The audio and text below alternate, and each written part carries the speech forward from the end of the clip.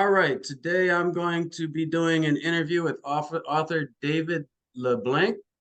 Uh, Saw his interview following Jesus out of Christianity um, because I posted mine. So reached out to him and saw if he wanted to do an interview. And and I'm changing the name of my blog to was it the Pulling Threads podcast, the idea of pulling the thread and kind of unveiling the tapestry and going into more information. Today we look to unravel and deconstruct some popular notions. Um, I kind of feel like King David when he was transporting the ark and the man reached out to touch the ark and died. We're going to be touching holy cows, and holy cows like to go moo. But I want to kind of do a deep dive into the various Christian movements, the wealth of useful knowledge that I've gathered along the way. Somebody asked me recently, what purpose does a Jew have studying Jesus? And to be honest, it's not central to the Jewish faith. So I'm not doing it for that reason. I'm doing it because I spent 30, 40 years of my life and I have so much knowledge in my head, I need to do something with it. So if I can provide resources to people in their journey, following Jesus out of Christianity, Right. whatever the journey is, and I understood what you meant. Yeah. Yeah. I feel like Goldilocks and the Three Bears. I tried three beds, Jehovah's Witnesses, Christianity, and Messianic Judaism. At the end of the day, none of them fit me. So like I said, I saw your interview. From our childhood phase, let's kind of start at the beginning here. Tell me your story, how it began, your childhood faith, I guess, through born againism, if that's a word, probably made that up. Into Bible college ministry, Messianic Judaism, then converting to conservative Judaism. And there's a lot of intersectionality, and I'll kind of go through each one of those here. What was your spiritual upbringing like? Was there developmental ideas as a child that led to your spiritual journeys as an adult? Were there things that clicked with you as a kid? For me, I'd read the Torah twice by the time I was 12. And so that was my litmus test for everything else, including the New Testament. And so the rub was, this doesn't match kind of thing for me. So that was something in my childhood that began a constant journey of questioning. And the one thing I like about Judaism is the question and the debate is more important than fixed answers. So, and that's always been my kind of journey. So, was there something in your childhood that was a catalyst for the journey that set you up? And kind of, I guess, start out with your childhood experiences. Yeah, I'll start off. I just wanted to make sure if anybody watches this video and wants to really dive into a deeper dive into my full experience, I did write a book called well, you really can't see it here in the camera. I'll just say it's there. So there's no such thing as magic blood, and it was basically the full soup to nuts from my childhood all the way until my conversion to Judaism. To answer your question, I think when I was a kid, and I detailed this in my book, there was a moment I remember when I was a teenager, even a preteen, really. And my father had been raised pretty devout Catholic. My mother was kind of indifferent. She just kind of did whatever my dad wanted to do. I guess she was raised in a non-observant Catholic family. They went to church on Easter and Christmas. My father was an altar boy, and he had actually considered the priesthood at one point, and he didn't follow that path. But as he was raising myself and my sister, it was very important to him for a period of time that we were in church. And I just remember thinking to myself, and as I mentioned already, I detailed this in my book through recollection, but we went to this church called St. Mark's. And I remember sitting, of course, in the Catholic Church, you sit and then you kneel, and then you sit and you kneel again, then you stand and you kneel again, and then you sit. It's this kind of ritual thing. And I got really bored with the liturgy because I didn't understand it. And I was looking around, and they had all these stained glass windows. And the stained glass windows were like a procession of the Passion, right? It was like the Stations of the Cross, as it were. And I remember at that time, of course, most Catholic churches now have modernized and they don't have this anymore. But back then, it was very common for Catholic churches to have an effigy of the bloodied, mostly naked Jesus nailed to a cross in the back of the church. Uh, Nowadays, you'd be hard pressed to find a Catholic church that would do that. But for most of history, that was what they had behind the altar. But yet, I noticed the contrast between the stained glass windows of Jesus going through his stations, dressed in a perfectly white, unsoiled robe with a nice pink complexion, almost a reddish beard, kind of a genteel look to his skin, just looking so sensitive and completely apart from the surrounding environment. And then I saw this bloodied, stabbed, mostly naked guy hanging on a cross, like in the back of the church. And I remember at that point, I was like, what is going on here? I remember thinking as like a 12, 13-year-old kid, like, what is going on here? Like, what are we actually doing? Like, who is this guy and what does he have to do with me? That was kind of the thought I had. But that was like a passing phase. Like, I remember having that questioning period. And then, of course, as I went forward in my high school years, I was more concerned about girls and music. And my father finally gave up trying to bring me to church. He said, you do whatever you want. And I stopped going. There's more to that story than maybe I'll share that. So let me share this part. So there was an incident when I was a senior in high school where my father was, I had gone through my first communion. I went through all that. And then I had this friend named John Gary who lived across the street from the church, from the parish. And it was a little village, and so it was about a 10-minute ride from our house. And I remember I went to a house party once. It was like this gathering of maybe 20 or 25 of my schoolmates. And it was kind of a weird house. It was like this house that was always unfinished. Like there was always a room they were doing construction in. So like every single time you walked in, there was always like sheetrock and open walls and like dust everywhere. And it was one of those type of places. It wasn't a neat place. And I remember I went in and I had to climb over some tools or something. And I walked in and there was no place for me to sit because I was a latecomer. And there was this guy that was sitting in the back of the room and he was on a recliner kind of in the dark. It was kind of like a poorly lit area.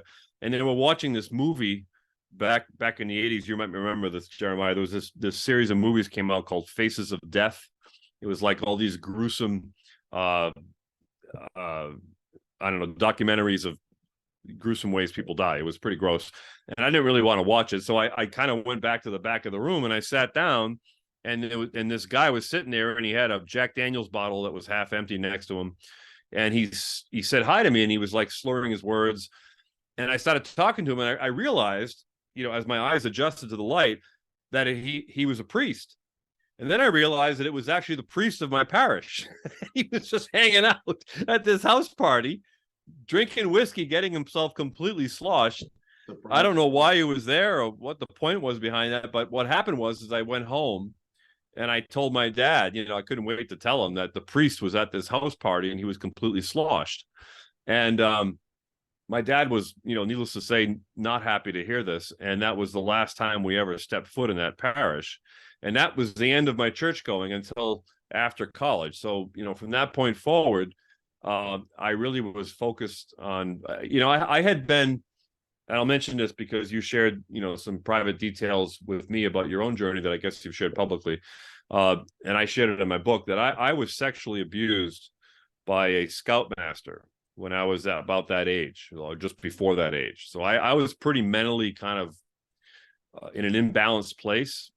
So this religion experience that I just described had a particularly important impact on me because I was already struggling with self-identity and what had happened to me. I didn't feel like there was anybody I could talk to about it. I felt like dirty, like I was a lesser person.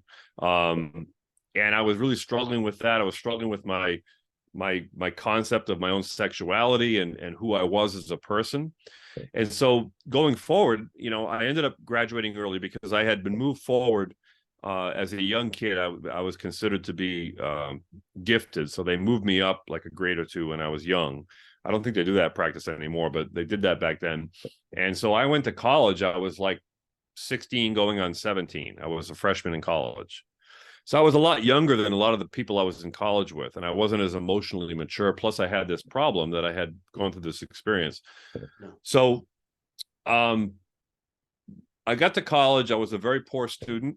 I did not handle the freedom of the college environment well. I wasn't well prepared for it. I didn't have my ducks in a row, as it were. And I got involved with anything I could get my hands on. So basically, I was experimenting at that point. I didn't know what I believed, but it was really important to me to know what I believed, if you know what I mean. Like, I wasn't just content to just live life without a care. I was somebody that was very spiritually intense, and I really wanted to know what was true, but I had no compass at that point. I had no idea how to find it. And so I was trying to figure it out. I had already at that point pretty much decided that the Catholic thing was not for me. Not because of any deep, at that point, not any deep, scholarly dive into the sources or anything. It just the impression I had, the feeling I had from my youth was I wanted something different than that. It didn't attract me. And so I was just lost, to use a Christian phrase. And I started hanging out. I ended up joining a band. I was a singer, and the band leader was a Grateful Dead fan. And so I started hanging around with this Grateful Dead crowd. And before you know it, I was like saving up money to buy tickets to go follow the Grateful Dead up and down the East Coast. And this is back in 1985. And so I was skipping classes, going to Portland, Maine. I was going to Providence. I was going to all these different places. And there was one particular time where I had purchased a bunch of Berkeley acid, and I was saving it. I had done acid a bunch of times while I was at college, and I wasn't doing it recreationally. I was experimenting with drugs so that I could figure out if there was something beyond the 5 sense reality. That was, I remember that specifically. There was no intention of me partying just to have fun. I was intentionally trying to influence my brain to be able to open up channels of understanding. And so I was doing mescaline, I was doing combinations of opium and marijuana, and then of course I was doing LSD. And then there was Easter weekend, and the Grateful Dead were playing in Providence, Rhode Island for 3 nights, and it just happened to coincide with Easter weekend. And that was always, even though, as I mentioned, for a number of years my family had become kind of like non-practicing Catholics, it was really important to my family that we were in church and together on Easter and of course on Christmas. And so Easter weekend, so I decided to not come home for Easter from college because I wanted to go attend these concerts in Providence. And it was a major big deal to my mother because, oh my gosh, my son's not coming home. This is like, the big ham dinner, the whole thing. And but I really wanted to see these shows. And what happened was I ended up taking everything I had of my LSD. I took like 450 milligrams of really potent LSD. And then my ride to the concert didn't show up. And so this was, I think it was the Monday night. That's what I put in my book. I had to go back and research the timeline and the dates and the concerts, and figure out exactly which concert this was. But I believe it was a Monday night. It was after Easter. So I ended up tripping on LSD, and I just like reality was like going bonkers on me, and I was alone. Like it was, because it was Easter weekend, there was hardly anybody in the dorm. I was very few people in the dorm. And I was left alone, and I started having a bad trip, what they call a bad trip.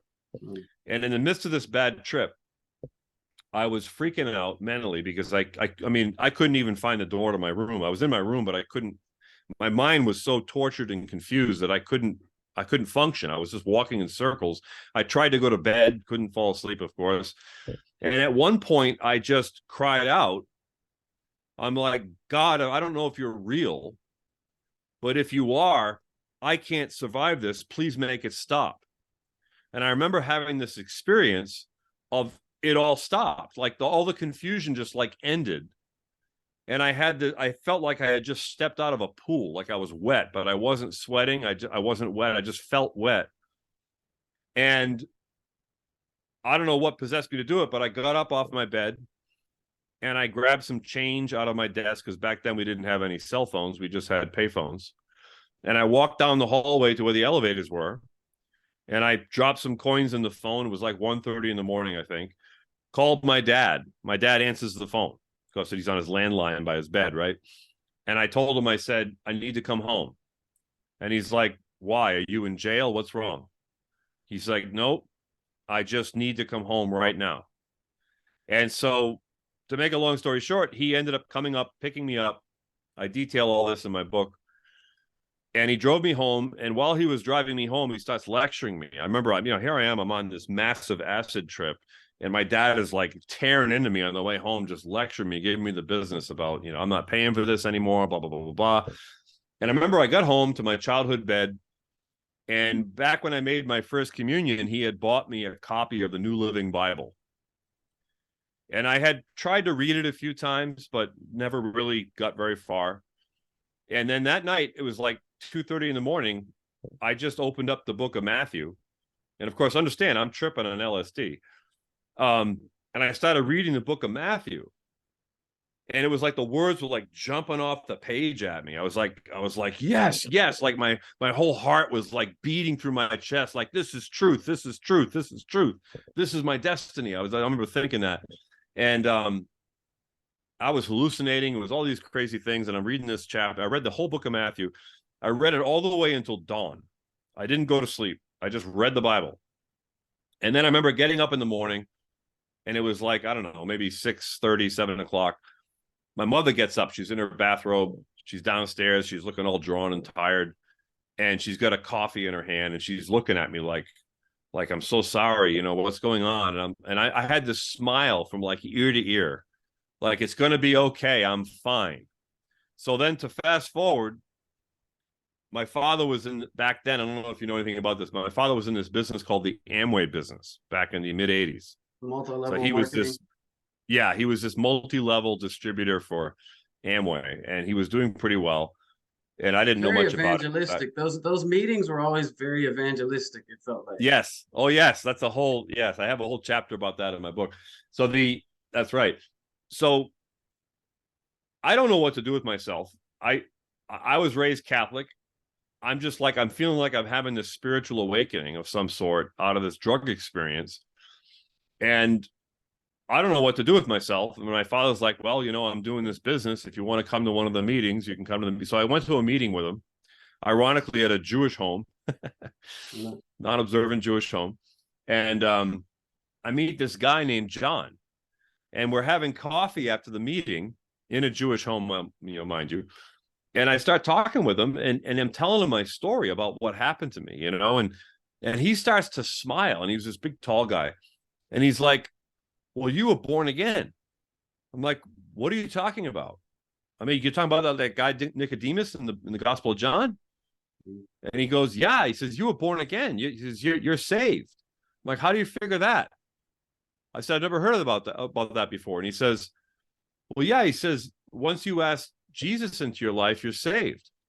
And so I looked at him kind of funny. I'm like, I didn't ask Jesus into my life. I said, I just prayed to God. And he says to me, and he's stunned for a second. And then all of a sudden he smiles, like with this confident smile. And he says, well, you don't understand, Dave. He says, Jesus is God. And I was like, that doesn't make any sense. I'm like, so who was running the universe when he was dead on the cross? Like, what happened? Like, that doesn't make any sense at all. Like why would God have to become a person? Like that sounds kind of condescending. That's kind of ridiculous. And he just looked at me like this. He's like, it's all right, Dave. He says, you'll understand it once you study. He says, do you want to do a Bible study? I'm like, really? You would do that? I mean, he says, oh, yeah. He says, we actually have a thing in my church right now where we're doing this Timothy project where we have to go 2 by 2. We're supposed to memorize scripture together and study the word and pray. I'm like, yeah, sure. I said, I don't know anything. I said, I'd love to do that. So I started meeting with him. He was like an hour away. And we started doing all that. And it's funny, I still remember the verses that we memorized. But the but I never really quite got that question answered. And it was like, so then I started going to this church. So now this is not a Catholic church. This is now a Baptist church. So it's like a Southern Baptist type thing. And I remember the pastor had like curly hair and he had a goatee, younger guy. Well, I say younger guy, he's younger than I am now, but he was older than me then, but very skinny. And I really enjoyed his exposition. Like the music was okay. Like I didn't really care. I was into the Grateful Dead. I didn't really care about church music, but I was into the preaching. Like I liked the way that he did like point A, point B, point C, point D. And he kind of like, I never got that in the Catholic church. In the Catholic church, you got a 10-minute homily and then you had all the ritual. But in this church, he was like going into it. Like he was giving you like a psychological lesson and he was connecting it to the word and giving you encouragement. And then the thing that always got me was that at the end, there was always an altar call. I never experienced that before, right? There was always this altar call. And to me, it was always like, I always felt like it was one of those things, like if you were out with a battalion and the commander came out and said, we have a really tough mission ahead of us. Some won't make it. I want to know who's with me. I would want to be the one to be like, pick me, I'll go. So that was the way I reacted to altar calls. Like I didn't look at altar calls like a salvation thing. I looked at it like it was an opportunity for me to pledge my allegiance. Like I'm gonna be here. You can count on me, Buster, kind of thing. Like I'm gonna go up. And so I would make up excuses to go forward. And I would try to figure out, like, what am I going to pray about? Because I'm already saved. Like, well, surely there's something I got to pray about, because after all, I'm a dirty, rotten sinner. I mean, I have to confess something, because that was my Catholic upbringing. So I would just go up. Like every single time there was an altar call, I would go up. And everybody would be like, oh, isn't it so precious? You know, he's so sincere. He's so passionate. I just didn't want to be left out. I just didn't want somebody to forget about me. You know, that was all it was. I didn't know. And so there was like this experience. And then going forward, like I left college, obviously, and I went through a series of different jobs. And at one point, I ended up working as a dietary clerk at a nursing home. And I really liked that job because I got to talk to the elderly, and I really got to, you know, I got a lot of perspective on that job, because as a young person, at that point, I was like 20 years old. And I'm talking to these 85, 90-year-old people who are at the last part of their life. And like most of the people they loved in their life were either dead or they didn't have immediate contact with them. Again, there's no smartphones back then. It's like they're just stuck in these rooms. They're watching TV. They're living out the string, so to speak. And there was always a lot of sadness. Like you could always tell that like there's nothing they could do about what had happened. It was like this feeling like the script had been written and there's nothing you could do to change it. Like this was their life. It's what it was. It was almost over. And I had all these people telling me, well, you got to share the gospel with all these people. You got to share the gospel with the lost, right? But I felt it was insulting as a 20-year-old kid to try to preach Jesus to a 92-year-old grandmother. Like she had already heard about Christianity if she had lived in America for any length of time. She didn't need me. Of all people, like, and my thought was at the time is like, is your soul so cheap that God expects a 20-year-old kid to bring this person to get to know him? Like, is God, I remember thinking like irreverently, is God that weak that he needs me to reach people? Like what is going on with that? And so I had these questions. And so anyways, I would have these spiritual conversations with, you know, at the cafeteria, whatever. And there were these two nurses in particular who were part of Assemblies of God. And they just took a real liking to me because I would have these open conversations all the time. And I was young and I was smiling all the time. And so they invited me to this Easter play that their church was doing. And I was like, sure, we'll go. And so I went with them. I rode in the back seat. We got there late. So, you know, as you know, you have a background in Assemblies of God. So they would put on these massive productions, and their goal would be, they wouldn't charge admission for it. Their goal would be to bring as many people from the public that would possibly want to go, and hopefully some of them would get saved. That would be the whole idea. That was the point behind it. And I don't know this. I mean, I was raised Catholic, right? I'm just getting exposed to this stuff. So I go there with them. And we ended up, it was a big church, and because we got there late, we had to sit in a balcony, like above the main floor. And we got there like in the middle of the first act. And I remember watching it, and people were hooting and hollering at various times. And then at one point we got to the section where Jesus rises from the dead, right? And so they had this dry ice machine with all this like fake smoke coming out and the lights shining. And so there's this big boom, and the fake stone rolls away, and this actor comes out, and he looks like Robert Plant from Led Zeppelin coming out, and he's got the the lights behind him and the dry ice machine, and he's standing there with his palms outstretched, and you can see the blood on his hands, and all of a sudden I'm looking around, and like people were losing their crap. Like people were like, Jesus, Jesus. And they're like, they got their hands in the air. Some people are falling down in the aisles, and they're like riffing around, and like somebody shot them with a gun. And I'm just like, what? Like, what is going on? And the people next to me that brought me, they're just like, oh, praise the Lord, praise the Lord. And I was like, what the hell is this? Like, what is going on? I was not impressed at all. I was just like, holy crap. Like, if you're going to put on this kind of a production to convince somebody that your message is real, there's something wrong here. Yeah. And there was like this major doubt that I had in my mind. About what year was that? What year was that? Huh? About what year was that? Oh, that was it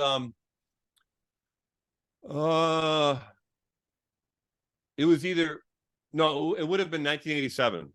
1987. Yeah. I was just kind of curious if that was when there was like that big revival heyday that kind of went through the Pentecostal movement, where there's a heavy influence on, or a focus on, started with like the Vineyard Church, went through like Assemblies of God and stuff like that. Yeah, the Vineyard was a offshoot of Calvary Chapel, actually. Yeah. Right. Yeah, you would know that being out in California. Yeah, it's interesting you say that, because I remember hearing stories from people. Like, there was this big Toronto revival at one point. Yeah. People were going up there, and they were like getting slain in the spirit, and everybody was saying, and there was a lot of controversy about it. I never was involved in any of that stuff, but but anyways, I guess the point is that I didn't feel connected to that expression. Like, to me, it seemed really kind of vaudeville, like what are we doing here? Like, I wanted more of an intellectual approach. And of course, in Amway, to bring it back to that, I was in Amway with my dad, and the Amway group that we were part of was led by people that followed guys like Kenneth Copeland and Kenneth Hagin and all these, name it and claim it preachers. And so I was getting a steady diet of this kind of crap while I was in Amway. And so that was one other reason why I wasn't really too impressed. But it's interesting, because I ended up going full circle with that. I almost became an Assemblies of God pastor much later. But anyway, so I had some questions back then, even. When I look back on it, when I reflected in my memoir, I had to be honest that like I never was really ever at a point where I was always like really buying everything. But I hesitate to tell it to people, because the number one objection that people always have when you tell them that you're no longer a Christian is that they say, well, you were never born again. You must never have really known Jesus if you could walk away. And like they have this unquantifiable emotional experience with this thing they call Jesus, which I call a concept. I don't consider Jesus to be a person. I consider him to be a concept, because every single denominational expression has a different picture of what they consider to be Jesus, which proves that Jesus is malleable to the interpretation of the beholder. That's always the clear sign of somebody who's not real. Somebody who's real, you can diffuse falsehood by saying, well, this is what he really is, because we have this documented evidence. This is what he actually was, not what you're claiming to be. But Christianity's never been able to do that. They've never been able to document a real Jesus. It's always been the Jesus of convenience. It's always been the, so you'll read one passage in Paul or in John where it just seems like he's this benevolent benefactor, and then you'll read other passages where it just seems like he he's the angel of death that's going to come judge everybody at the end. And it's hard for people to really, I might never forget one time I was in a charismatic church, and they asked me to lead a Bible study, and we were in the book of Matthew, and we were in Matthew 26, 27, one of those. And I'm trying to teach the chapter, and there was like this stone cold silence in the room. I was just like, what is going on? And then one of the women spoke up, and she says, I've never read these chapters except for the first time I was a Christian. I'm like, well, that's fine, but why? Because they scare me. And of course, Matthew 26, 27, that's the apocalyptic vision, right, of the judgment, the separation of the sheep and the goats and all that. And I'm like, well, it's in the Bible. At that point, I was a biblicist. Like, if it's in the Bible, we should study it. We should just adhere to it just because it's in there. Of course, that, we can get into that, but that creates a whole host of issues. But she was like, no, she said that it's too scary to me. I don't see Jesus that way. And I remember looking at her, I'm like, how can you not see Jesus in a way that the Bible presents him? Like, this is Jesus talking. This is a red letter part of the Bible. Like, what do you mean you don't see Jesus that way? Well, I just don't. To me, Jesus is a lover of the children. I don't relate to the goats and sheep. I'm like, well, then you don't really want to know Jesus. And she was so offended when I said that. And I wouldn't have ever said that today. But back then, to me, it was like, and this is, I guess, probably one of the areas where you and I have in common, is I really wanted to get to the root of things. Yeah. And so to fast forward a number of years, what really changed my journey big time was I was involved in this very cultic church. It was a Calvary Chapel church, very small church up in Vermont, led by a certifiable psychopath who never should have been in ministry, but somehow found himself in there. Of course, Calvary Chapel allows that. We can get into that at some point if you want. But sure. He decided, well, let me just say this. Let me just say this as a preference to what I'm going to tell you. Calvary Chapel has a leadership model that they call the Moses model. So the Moses model of Calvary Chapel basically is the idea. I'll present it their way. So I'll present it in a positive light from their perspective. So they view the story of Moses as being a story of given authority. So God gave Moses authority over the people. And God gave Moses the vision of what was going to happen and what they needed to do. So therefore, anyone who comes against the express will or decisions of Moses is considered antichrist, according to Calvary Chapel. So in the Calvary Chapel leadership model, the pastor is considered the one who has the vision from God and the call from God. And so the pastor, his job is to discern through the Spirit who his followers are to be. Now you can see where this goes. Like if you just take a corporate example, this is called surrounding yourself with yes men. So in Calvary Chapel, you have this inbreeding that happens where if you want to ascend into roles of authority, you can do so as a layman. You don't need to have a formal education, but it's almost like the mafia. You'd better play ball with the leader. So they have all these tests that they give you. They give you these poke tests and these loyalty tests, and there are all these tests along the way. You don't know this until you're in leadership that they're doing this. I was in leadership, so I knew that they were doing this. But I experienced it as a layperson where they test you to see if you're a quote-unquote sheep or a wolf. They have all these spiritualized And what terms. Is a sheep and what is a wolf? Like, what so are they? A sheep would be someone, I'll give you a very simple explanation, the way that they explained it to me. So I had a Calvary Chapel pastor explain it this way to me. So this is not me making this up. So he said a sheep, if you push a sheep and knock it over, it'll cry and ask for it to be helped up. If you push a wolf or stick a wolf with a stick, it'll turn on you and bare its fangs and threaten you. So in other words, if they psychologically manipulate you and you react negatively to it, you're a wolf. If they psychologically manipulate you and you take it without complaint, you're a sheep. That's how I interpret it. That's how it played out. Mm-hmm. But anyways, I'm in this church, this Calvary Chapel, This is the second Calvary Chapel I had been part of, by the way. So I'm skipping some years here. And the pastor of the church, a former Black Ops Marine, I should mention, decided that he wanted to raise up leaders. And he had already told me that I was his chief elder, but he said, we need to have a Bible study that's just for men, where we're going to raise up leaders. And so he said he was going to seek the Lord about it. And he came back about a month later and he said, we're going to study the first 5 books of the Bible. We're going to start with Genesis 1:1. We're going to go to the end of Deuteronomy, and then we're going to start over again. We're going to go right back through it all over again. Now, at that point, I had never heard of anything called the Parsha cycle or anything like that.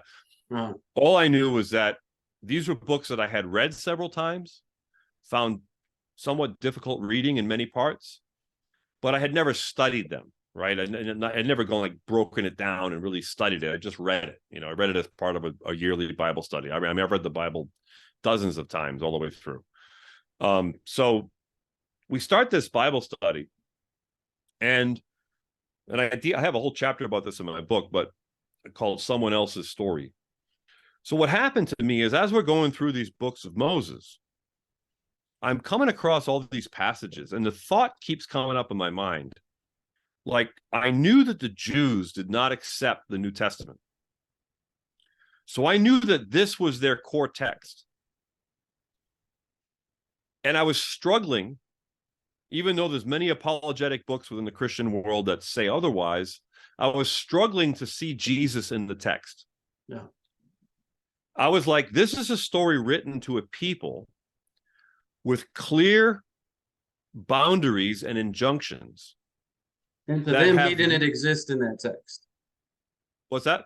And to them, he didn't exist in that text. No, correct. And not only did I not see Jesus in the text, I didn't see any point. Like, to me, what would have been logical, it would have been logical to me. Like, if God had this secret plan of bringing forth his son to redeem the nation and the world, then according to the principle of a fortiori, there should be some type of hint in the Torah where at some point Moses should come out and say, this is your covenant for now until the Redeemer comes, or this is what you are to live by until he who surpasses me arrives, or something to that effect. Yeah. Which would have made some consistent, like, cohesiveness with what the apostles are trying to tell us in the New Testament. So like the book Dan Brown, right? He pieces all these things together to make this story. I feel like if what Christians believe the New Testament is what the Torah was pointing to, it'd have to be more than illusions that I'm trying to piece together, like, you know, in the Dan Brown books, you know, that it doesn't make the case for what they believe. And that's like, I think that's what you're getting to. That's a big issue there. Yeah, it's a huge issue because, as you know, Christianity, through its many denominational expressions, has an interpretive bias upon the Old Testament. Yeah. And, you know, I have my own opinions about how that all came to be. I hold to the Marcion priority position, meaning I believe the first gospel texts ever produced were by Marcion. I believe that the gospels that we have in the New Testament are of 2nd century origin. We can get into that in another conversation. I'd be interested in your thoughts on that. But with that in play, with that being stated as a point of transparency, I didn't always hold that position. You know, as I was going through the Messianic Jewish movement, I didn't hold that position. I had a traditional scholarship view on the New Testament writings, but a lot of things didn't make sense even back then when I was in Calvary Chapel, that I was like, okay, so like, for instance, I think I highlight this in my book, if I remember right. I was asked one time, I used to teach occasionally, this group, the pastor would ask me to teach. So I remember I taught Deuteronomy 27. Pretty sure that's the chapter. And in Deuteronomy 27, that's the section of Deuteronomy where they're laying out, if you do all these things, we'll be blessed, and if you do all these things, we'll be cursed. So like you have the cairn, the rock cairn on each mountain, and it's the mountain of blessing, the mountain of cursing, and it's all these conditions. if you don't obey me, you're going to have pestilence and disease, and your women will not give birth, whatever the but if you do obey me, your crops will produce, and blah blah blah blah blah. And I'm like, okay. So I'm studying it as a Christian, and I'm trying to understand, like, what am I supposed to see in this that is of the quality of redeeming grace? Like, where's Paul's Galatians in Deuteronomy 27? Like, Paul likes to throw around the Torah, but he always misquotes it. And he always takes it and inverts it out of its context. So like Paul's whole metaphor in Galatians of the servant of the bondslave and the servant of the freeborn, it sounds wonderful. It's wonderful philosophy. It's not Judaism. It doesn't have anything to do with Jewish belief. No. It's actually blasphemy to Jewish belief. You're basically saying that the children of the covenant are of no value. Only the children that are free from the covenant are of value. Like, what are you really saying? And so, like, I started having these questions, and it was really bothering me because we spent 7 years as a men's group studying the Torah. Now, granted, from a Christian perspective, I didn't have any Jewish commentaries back then. But what happened is immediately I ended up having a falling out with that pastor. And I moved my family out of the area about 3 hours north to Burlington, Vermont. And at that point, I ended up running into this guy. I was part of a business group, and the guy that was leading the business group was getting some kind of a civic award, and he invited me to go, and I couldn't afford a ticket, so he said, oh, just come and sit at the head table with my family. So I'm like, all right. So I show up at this awards banquet, and he's the featured speaker, and I'm sitting at the head table near the front, and there's this guy that's like in his 60s, and his wife is there, and we're chit-chatting, having a beer. And all of a sudden he finds out, he asked me if I'm a Christian. And I'm like, yeah. He goes, what kind of Christian are you? And I'm like, what kind of a question is that? And his wife is like, shut up. I guess he did this a lot, And he's like, what kind of Christian are you? I'm like, I don't know what you mean. I said, I'm a Jesus follower. He says, that's not what I mean. He gets all frustrated. He says, what denomination are you? I'm like, I consider myself non-denominational, right? And he gets all frustrated, and he's like, what do you think of Paul? I'm like, I don't know. What am I supposed to think of Paul? And he goes, Paul wasn't a Christian. And I was like, what? And I'm like, thinking to myself, well, actually, logically, that makes sense because Christianity as a religion didn't really exist yet when he was supposedly writing. I mean, yeah. And he's like, exactly. Paul was a Jew. That's what he says. And I'm like, okay. I'm like, so where are you going with this? He says, so if Paul was a Jew, don't you think we should try to understand what the Jews think? And I'm like, yeah. I said, that sounds interesting. I'd be willing to explore that. I said, do you have any links you can give me or anything? And he says, write this down. So he gives me a piece of paper, and he says, write down FFOZ. I went, Fozzie Bear? Like, what are you talking about? He goes, no. He says, it's an organization. It stands for First Fruits of Zion. I'm like, okay. He says, I'll send you a free magazine. You can check it out. I'm like, all right. So I went home. I sent away for the free magazine. I got this magazine in the mail. And the issue was interesting because we had been very frustrated. We had been very traumatized by our experience in Southern Vermont with this Calvary Chapel church. It was like a really bad experience for my family. It was very negative. It hurt our family. It was very deeply divisive. And we were just looking for something that made sense of the puzzle, so to speak, right? So this magazine comes in, by the way, at that time we were going to some kind of charismatic church that was focused on music, and it was really kind of shallow to us. It wasn't really meeting our thing. And so we sent away for this magazine, and this magazine had a feature article talking about the kingdom of God is on earth. And that was like a mind-blowing concept to me. Even though it was right from scripture, I was like, really, like, I was taught the rapture. Like, for the last 20 years, all anybody talks about is the rapture, the rapture, the rapture, the rapture. And all of a sudden, these people are sitting here saying that, no, the earliest believers taught the kingdom being realized on earth as it is in heaven. I'm like, well, that's exactly what it says in Matthew. Like that, I remember Matthew was the first book that I really took in. It was always my favorite book. And so I was like, and Matthew is a very Jewish-oriented type gospel. Although I still think it's very anti-Semitic, but that's another conversation. But at any rate, so I was like, well, this is intriguing. So I figured I'll give it to my wife because she's got the litmus test, right? She'll tell me if she has a check about it.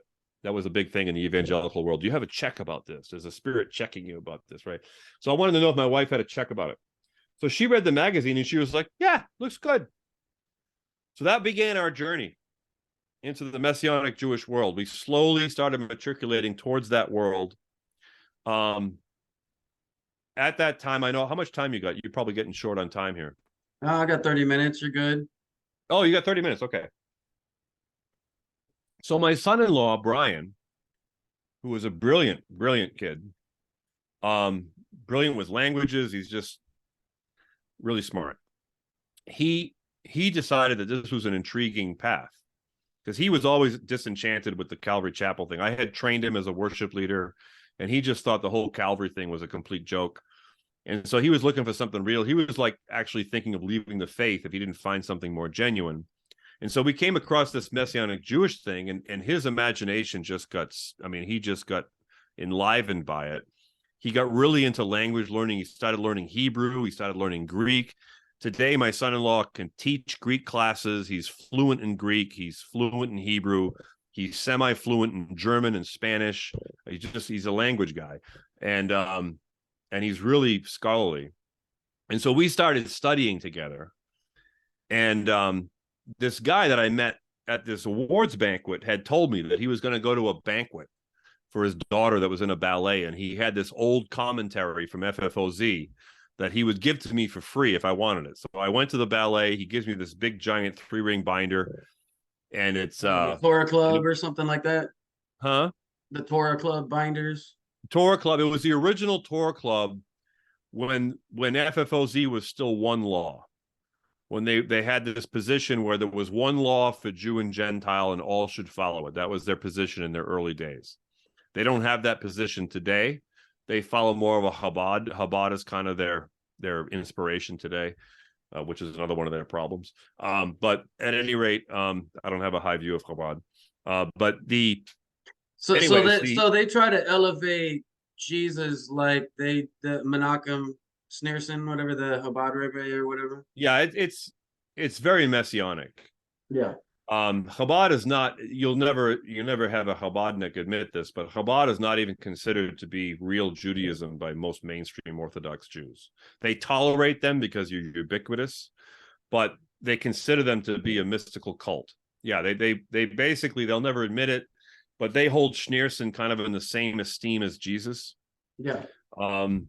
That's a very uncomfortable thing for them to admit. They won't say it, but yeah. They won't say it because it violates Jewish sensibilities, but it's the absolute fact. And it's one of the reasons, by the way, that so many Messianics are attracted to Chabad is because Chabad has a very Messianic expression that feels like evangelical Christianity. So a lot of people that get educated on Jewish sources within the Messianic world end up going to a Chabad shul for education, not realizing, because they're a lot open to like people coming in too, though. They're a lot more open absolutely. to people coming in.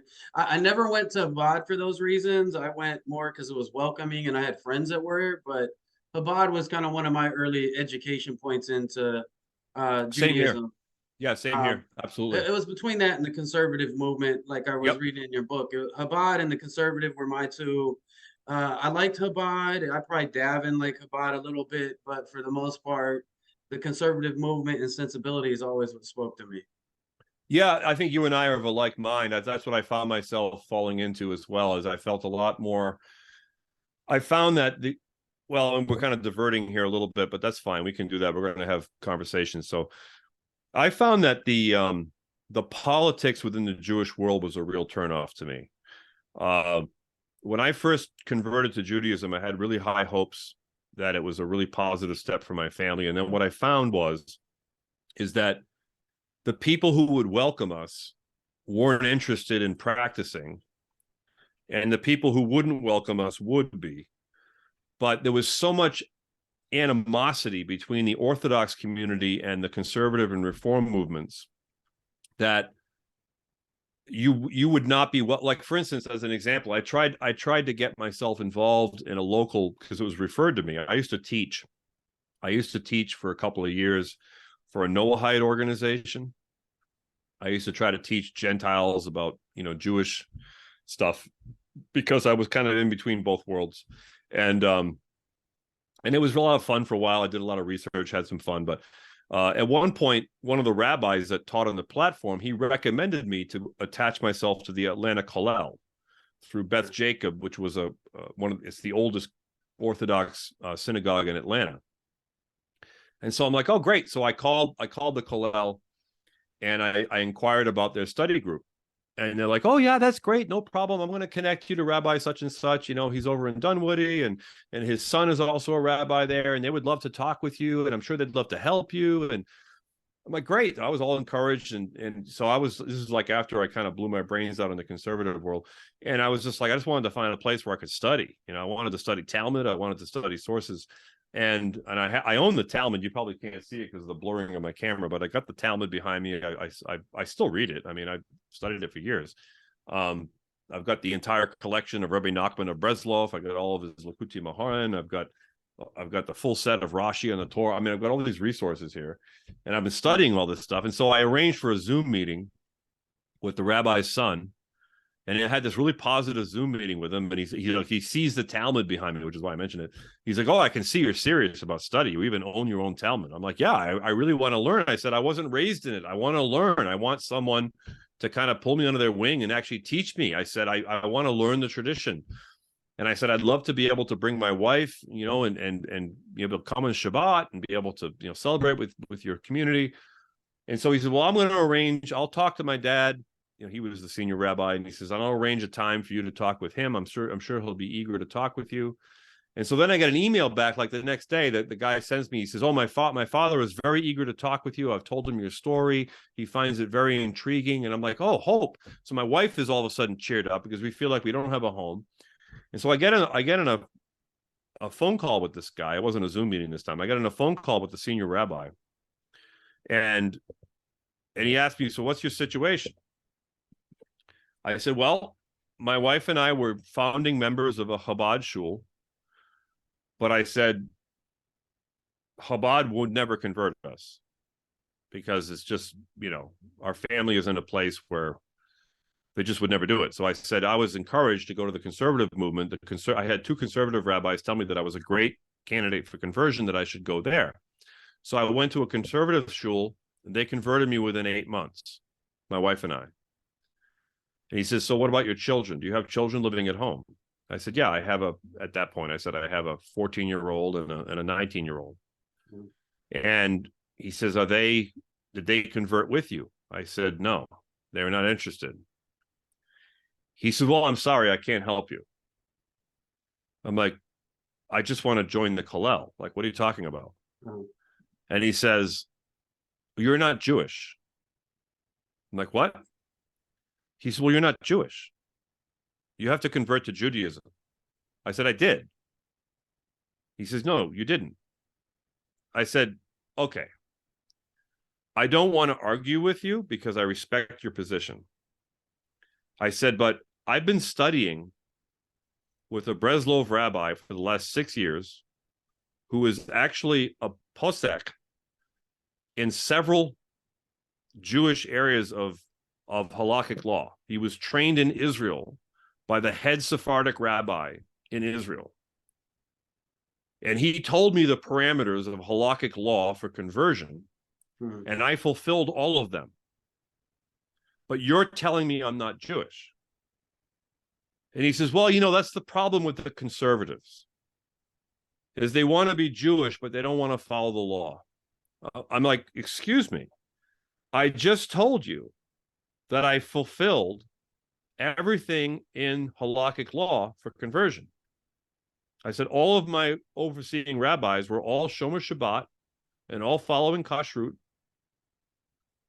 And I said that qualifies them as being able to declare us Jewish.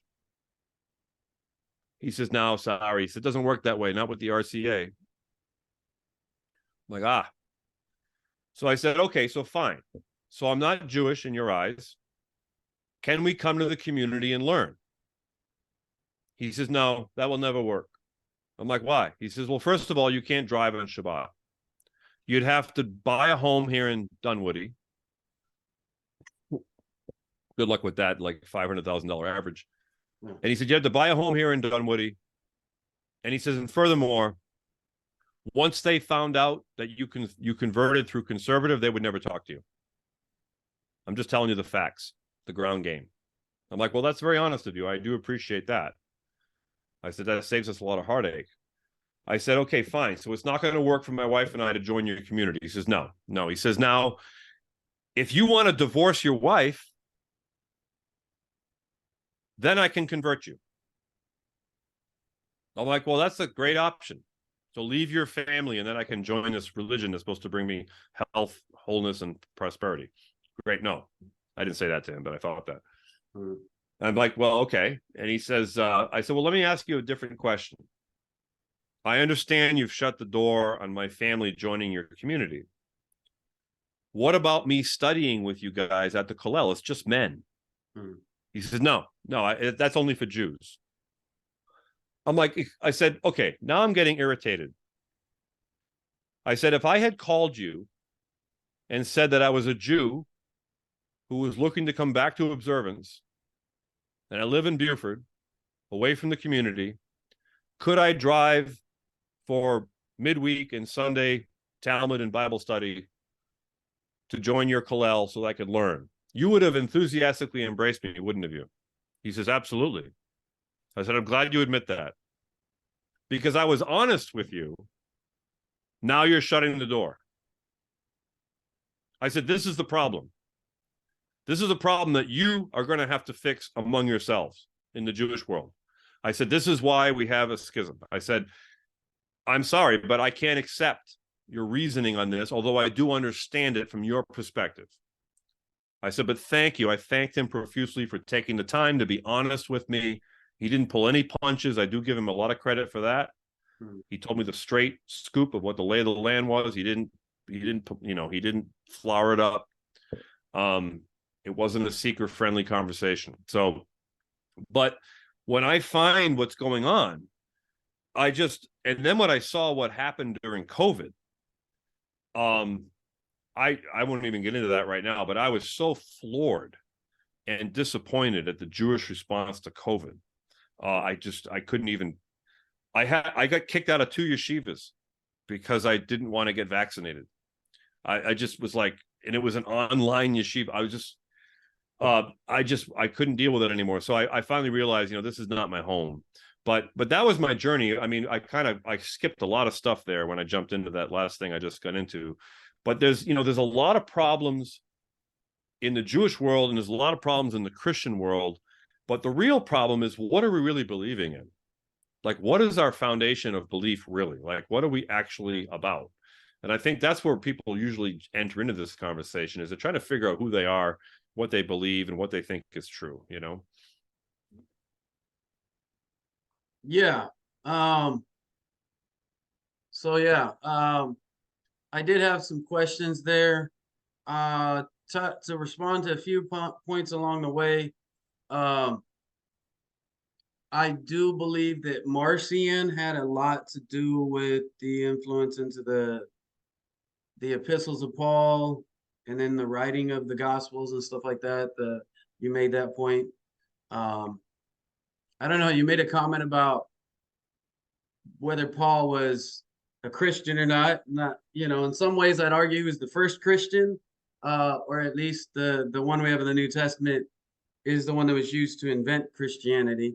Whether that was written by Paul or Marcion, or because Marcion did his own gospel, but even though he was treated as a heretic, a lot of his beliefs became foundational to the Christian message that became Catholicism, which is foundational to everything that's come out of Catholicism. So, yeah. And a lot of people who try to refute the ideas when you talk about this, they're like, well, Marcion was seen as a heretic. He was rejected.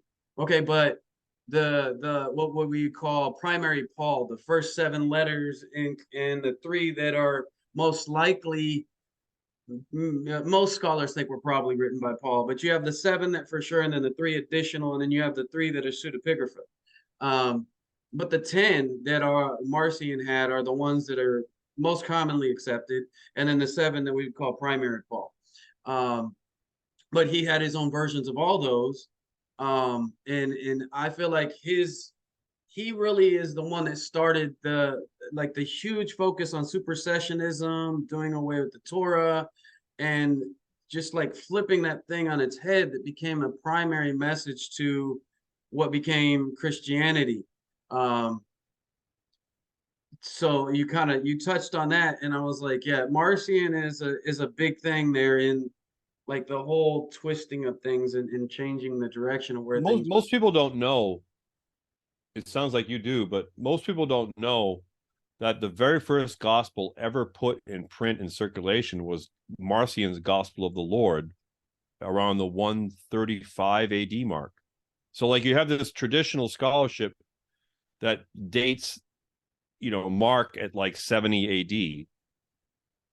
And there is an argument that can be made. So many from, but we don't have a manuscript from them. Right. It was originally in an oral form or something back then. But right. So that's the argument. So like a traditional scholar, like if I were to consult, say, Dennis MacDonald, PhD, he is of a Markan priority view, and he'll make a very compelling argument about Markan priority. I hold the view that Mark was composed primarily from the writings of Paul. Mark is very Marcionite. Yeah. And so when people understand it, and most Christians don't know this, but like I interviewed a scholar by the name of Jack Bull, and he's a student of Marcus Vincent in Germany. I think he's in Germany. And Marcus Vincent is the main proponent of the Marcion priority theory. I've listened to several arguments about this, and he's pretty well convinced me that. But anyways, we neither here nor there. The idea that people don't realize that Paul is unrecognized by the earliest church fathers. He's not even mentioned by them. Like he's almost like he's unknown. And it's funny to me because, like you mentioned, the works of Robert Eisenman, James Tabor, and others. Robert Eisenman, his book James, the Brother of Jesus, was an eye-opening read for me. That was a phenomenal read for me. It was a little bit tedious, but I thought he made some tremendous observations in that work. And he talks a lot about the Clementine recognitions and about so basically Eisenman has the position that the real Jesus is actually James, and that Paul was an opponent of his. And so Paul ends up as a renegade going against the early Christians and starting his own movement, and his movement becomes ascendant and ends up becoming the doctrinal core of the later church that is now separated from the original. James Tabor is interesting to me because I've interviewed James a number of times. He's been very generous with his time with me, and I find him to be a very, very careful and thorough scholar. My thing with James is I'm really into his work on Paul. I'm not so much on board with him on the Jesus dynasty stuff. I've never brought that up to him. I've never interviewed him on those subjects. I find that his work, Paul and Jesus, is one of the best works on Paul I've ever read. And the reason I like it so much is because he highlights the fact that if you accept the presumption that Paul's writings came before the Gospels, then you have to completely reevaluate the way you read Paul, because most people read Paul in light of the Gospels. Yeah. And that's a major interpretive bias that Christians have that blinds them to a lot of things that Paul actually says. Yeah. Right? And that I thought was a great contribution. But I'll tell you, the best book I've ever read on Paul is Robert Price. He wrote a book called The Amazing Colossal Apostle. It was a slam dunk. What a phenomenal piece of research that was. It solves so many riddles for me. I can't even begin to explain to you. I've become convinced at this point in my development of thought that I agree with Price, that I agree to the Dutch high critical method of interpretation. And I've come to the place where I agree with Price that none of the letters of Paul are fully authentic. That there are parts of different letters that are original, that could be Paul. But like, for instance, the First Corinthians letter, Price makes a very compelling argument that First Corinthians was used as a doctrinal hammer to try to get churches in line during the early parts of the Roman Church. And it's clear that it has many redactors. Yeah, there's a lot of stitching in it.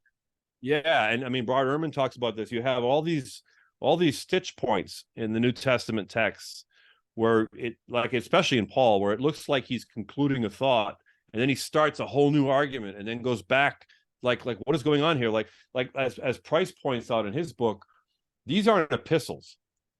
These are not letters. Like, if you wrote a letter in the ancient world, it was a couple of paragraphs, and then you sent it off. These are sermons. Somebody sat down and they worked this thing.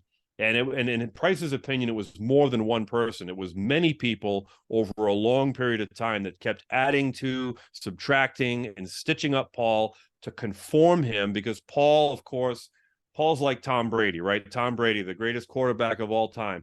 If Tom Brady does it or says it, then that must be credible. So I think the church used Paul as like a Tom Brady, like, we're going to put Paul's name on this because then people will pay attention to it. I mean, we already know. I mean, even mainstream scholars admit that First and Second Peter are probably forgeries. Most of them admit that First and Second Timothy are later church documents that have nothing to do with the first century of Christianity.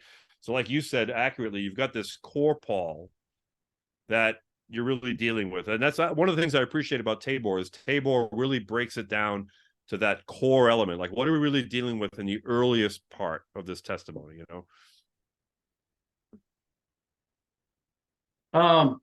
Yeah, so I would say kind of very developmental in like my historical Jesus reconstruction of Paul in the New Testament.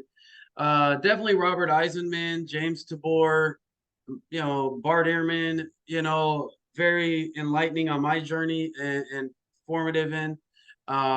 Geza Vermesh, of course, on his views of, Jesus the Jew. And then Chaim Maccabees. Yeah, I have that book. That's a good book. Yeah. When I was really in my deconstruct, figure out what this thing is phase, I was pouring through all those guys' book. I have to say, Chaim Maccabees, like, really That's hit a it good on book. the head. And I know you kind of touched on it in your, I've had James Valiant on before. You kind of touched on James Valiant and Joseph Atwill. So you kind of mentioned Robert Eisenman's theory, a little bit of, James Tabor. That there is evidence from the church fathers that the Nazarenes and the Ebionites were of the Essene branch of Judaism. There's references that say as much. So, I mean, there's definitely evidence that it was influenced by. I don't know if I'd go as far as Eisenman and say that James is the teacher of righteousness, or that Jesus was, or John. I mean, it's a similar community, or it's a branch of. I haven't crossed that bridge to say that the one and the same. I haven't got that far, but they're very close. But if you look at the Messianism, and you do touch on this in your book, what the Messianic Jewish of the first century was a revolutionaries fighting against Rome to establish King Mashiach, which is nothing because, and this is where I'm coming to like the, James Valiant and Atwill's, is that this Christianity that was invented is on the nose. It's upside down. It's the opposite of what you would think an Essene Messianic Jewish expression would have been. So kind of like, what are your thoughts on that Roman influence? Was it simply the Hellenization of the culture that Paul was in? Was it simply influences of Stoicism, or the redaction that came from Marcion and others within Rome wasn't an intentional plot to create a religion that's more easy to control the masses? How much time we got? 5 minutes. I could push it to Okay. 10. I'll try my best to give a quick synopsis of my view on this, because I do have a very unique view on all this. I have interviewed James Valiant about 6 or 7 times. I've interviewed Robert Price a bunch of times. I haven't had a chance to interview Joseph Atwill, although I have read his book and listened and watched his documentary. I think it's a complicated problem. I think the people who want to dismiss Roman providence are reductionist in their argument. The most common arguments that I hear against Roman providence is that, well, we know that Christians were being persecuted under Nero, so how could it be? Blah, blah, blah, blah, blah. And then the second most common objection is that, the Christians were so disorganized and so fighting with each other in the early parts of the movement, how could it possibly be a state-run institution? I think those arguments miss the point of the research. I do believe in Roman providence, but not the way it's been presented by any of the authors of the theory. I have a much different view on Roman providence. So this is my view. My personal view is that the original Christians were not the zealous Jews that were trying to overthrow Rome. Those were Jewish zealots that were zealous for Judaism. But there was a movement that had started in Alexandria under Philo in his writings, who was a student of Plato and of Egyptology. There was a mystical movement that was based on Gnosis or Gnosticism that is very parallel to much of the Jewish Gnosticism that we find alluded to in Talmudic references, and then going forward into the centuries going forward, especially around the time Jewish mysticism really explodes around the 10th, 11th century, around the time of the Rambam, and around the time of the overthrow of Constantinople, when the Islamic nations overthrew the Christian nations in Turkey, and you have a lot of Jews are intermingling with Islam, as Maimonides, Rambam was surrounded by Islamic scholars. That was his chief colleagues. Anyways, backwards. Philo, in his writings, wrote about a Jesus. He actually named him Jesus, who would be slaughtered in space by the devil and his demons, and through which he would propitiate the salvation of the world. So Philo wrote this concept long before the Gospels were ever written. I personally believe that Paul, whoever Paul was, if he ever actually existed, which I have my doubts, but if there was a real Paul, or if he's not just a nomenclature of church authorities, I believe Paul would have been a mystic, Hellenized renegade. If he was a real person, probably was rejected. There's legends that he tried to become a real Jew, but because he came from Tarsus and was not a Jewish community, that he was considered to be a bastard child, was rejected from the yeshiva, and he reacted by inventing these visions and starting this movement that was basically now the Clementine recognitions would support this, right? The Clementine recognitions, Eisenman points this out, at least portray Paul as being an enemy of James, even trying to kill him at one point, right? So we have this mystery of who Paul is. Robert Price believes that the character of Simon Magus in the Gospels actually is alluding to Paul, the real Paul. That's an interesting theory. But what I would say regarding Roman provenance is that we can't deny that the Roman government, when they would come into a culture to take it over, and I feel like James Valiant and Warren Fay did a much better job than Atwill of pointing this out, is that the practice of Rome was to go into a culture and to try to assimilate them into a broader spectrum of understanding of the world, so that they could be part of their economy. They were economically driven, so they would be happy to accommodate the gods and the worship and the religion of the culture, provided they would also accommodate the religion, the plurality of the Roman culture. The Roman state was a very pluralistic religious culture, right?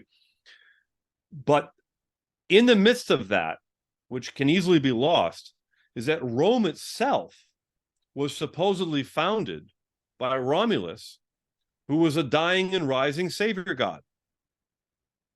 So the Roman state itself was founded upon men who were considered to have become divine. And when Vespasian conquered Jerusalem after Nero died, Vespasian was a commoner who has his claim to fame as just military conquests. And he didn't have a noble birth. So it was very important for someone like Vespasian to be able to convince the Senate and the population that he was the choice of the gods. And so he needed to be divinized. And so there was an effort made after he died by his son to try to create his father Vespasian to be able to, I don't know the word for it, but to become divinized. And they used his conquering of, Apotheosis. Yeah, thank you. That was the word I couldn't think of. And they used his conquering of Jerusalem as the evidence to support the reason. So I do see a clear, and of course, Valiant also portrays very clear archaeological evidence on the coins and on many of the inscriptions and some of the monuments and artifacts. It's very clear that the fish and anchor symbol was being used by the early Vespasian dynasty as a symbol of their rule, which of course we know that was used later by Christians as their symbol. So there's an interesting connection there between the iconography of the Vespasian rule, the Flavians, and the Christian symbolism. And it is very curious, if people are going to claim that Christians were being persecuted back then in that period of Rome, why would Roman emperors print coins that have Christian symbolism on them if Christianity is supposedly a persecuted group? So that, I think it at least shows some incredulity upon the common narrative that Christians were persecuted in Rome back in the 50s and 60s and 70s. That being said, I do think that the Roman provenance theory breaks down once you get past Vespasian's son and you get to Domitian. By the time of Domitian, Domitian wanted nothing to do with that. He wanted his own thing, and he went back to paganism. And when you get, by the time you get to Pliny the Younger, it looks like a movement. You know, if there was an association with Christianity and Vespasian, it seems like by the time of Pliny the Younger, that has dissipated to a very small fraction of the population, to the point that Pliny doesn't even know who these people are. Like what's a Christian? What am I supposed to do with them? Mm-hmm. So I think that's where I think the theory gets questioned easily. But I think what I would say as a final comment is that we have to recognize that Rome, when we consider the concept of censorship is a Roman term. Mm-hmm. It comes from the term censor, which was a job description in the Roman Empire.